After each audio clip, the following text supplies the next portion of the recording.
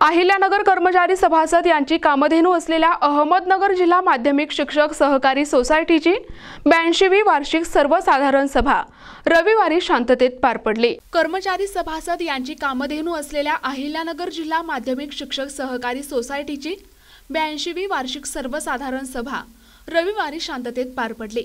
22 वर्षांच्या सत्ता बदलनंतर स्वाभिमानी परिवर्तन मंडळाचे सत्ताधारी संचालक मंडळाच्या या पहिल्याच वार्षिक सभेत सर्व विषय एकमताने मंजूर करण्यात आले। यावेळी मोठ्या संख्येने जिल्ह्यातील सभासद उपस्थित होते।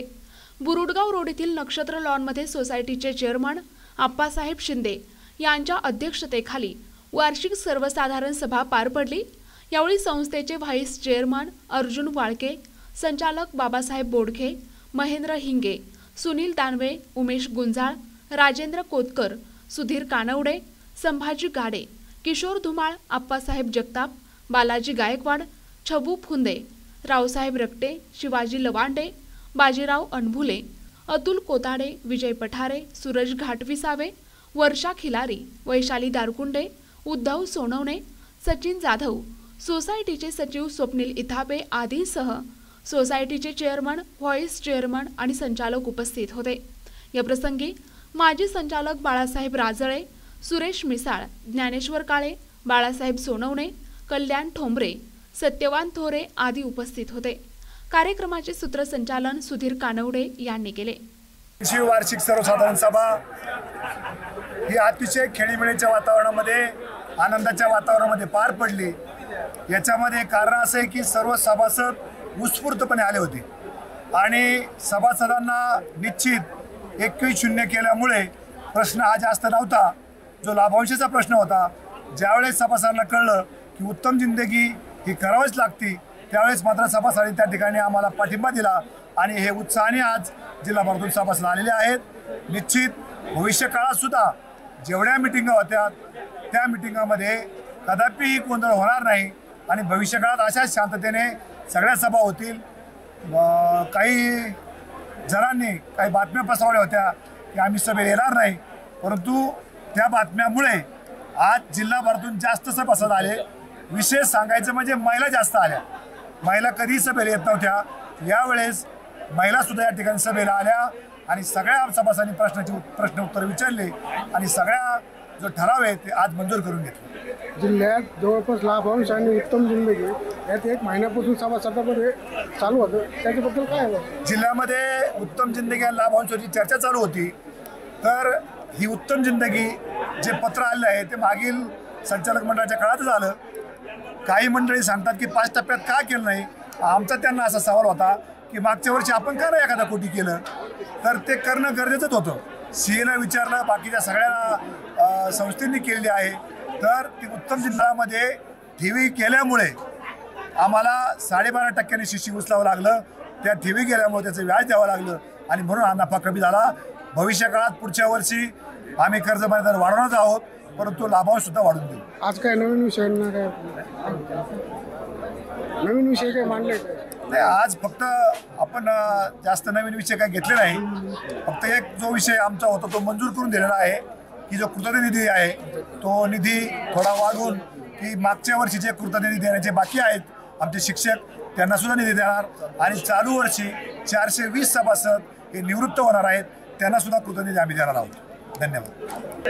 आमच्या शिक्षक माध्यमिक शिक्षक समितीची 82वी वार्षिक सर्वसाधारण सभा या ठिकाणी अतिशय खेळीमेळीच्या वातावरणामध्ये संपन्न झाली।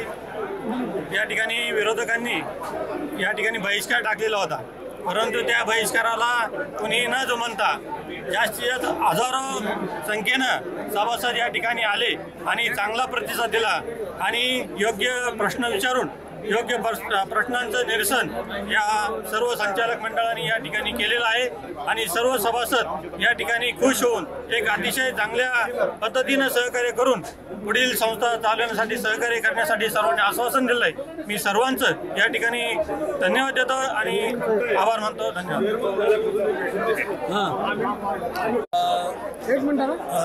माध्यमिक शिक्षक सोसायटीचे यावर्षी सन 2024-25 अहवाल सालामध्ये जानेवारी 5 जानेवारी 2024ला सहकार खात्याचं पत्र आलं उत्तम जिंदगी करण्याची तरतूद करण्यासंदर्भात. त्या संदर्भात आम्ही आमच्या संस्थेने नेमलेले ऑडिटर आणि इतर आणखी काही ऑडिटरचं मार्गदर्शन घेतलं आणि संस्थेच्या भवितव्याच्या दृष्टीने भविष्याच्या दृष्टीने उत्तम जिंदगीची तरतूद करणं अत्यंत गरजेचं आहे. त्याचं कारण असं का ही 2,47,241 रुपयाची गुंतवणूक आहे. ह्या गुंतवणुकीपासून संस्थेला जोपर्यंत संस्था अस्तित्वात आहे तोपर्यंत प्रत्येक महिन्याला आणि वार्षिक त्या संस्थेला फायदा होणार आहे. कारण उत्तम जिंदगीच्या रकमेपासून तेवढ्या रकमेचं शिस्ती व्यवहारातच असल्यामुळं त्याची तरतूद केलेली आहे, फक्त खर्च केलेला नाही कुठं, आणि ती व्यवहारातच असल्यामुळं तेवढ्या रकमेचं सीसी आमचं कमी होणार आहे आणि ते 12.5% सीसी घ्यावं लागलं असतं आणि त्याला खर्च दर महिन्याला 2,58,000 रुपयाच्या आसपास त्याच्यापासून आमचा संस्थेचा फायदा होईल, सभासदांचा फायदा होईल. वार्षिकली 30 लाखाच्या पुढं त्याच्यापासून फायदा होईल. त्यामुळं नवीन सत्ताधारी मंडळ जे आलेलं आहे हे संस्थाहित आणि सभासदित याला पूर्णपणे बांधलेलं आहे आणि या संस्था हितासाठी सभासदांचा हिस्सा 5ही वर्ष पारदर्शीपणे कामकाज केलं जाईल याची 100% ग्वाही मी सर्व संचालक मंडळाच्या वतीने देतो. नमस्कार.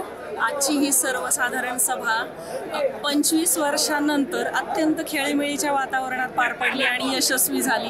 त्याबद्दल सर्वप्रथम मी 21 संचालकांचे सर्वचे सर्व आमचे 21 संचालकांचं हे याच्यात यश आहे त्यांचे अभिनंदन करते आणि सर्व सभासदांचेही आभार मानते की सभा जी आहे ती सर्व काही गोष्टी पॉझिटिव्हली घेतल्या गेल्यात आणि आमच्याकडून ज्या अपेक्षा सभासदांनी व्यक्त केलेल्या आहेत त्या निश्चितच या वर्षामध्ये पूर्ण होण्याचा आम्ही 100% प्रयत्न करणार आहोत आणि संस्थेच्या विकासासाठी जे जे काही करता येण्यासारखं आहे ते आम्ही सर्वचे सर्व संचालक करणार आहोत. धन्यवाद. प्रतिनिधी मुकुंद भट, NTV न्यूज मराठी, अहिल्यानगर.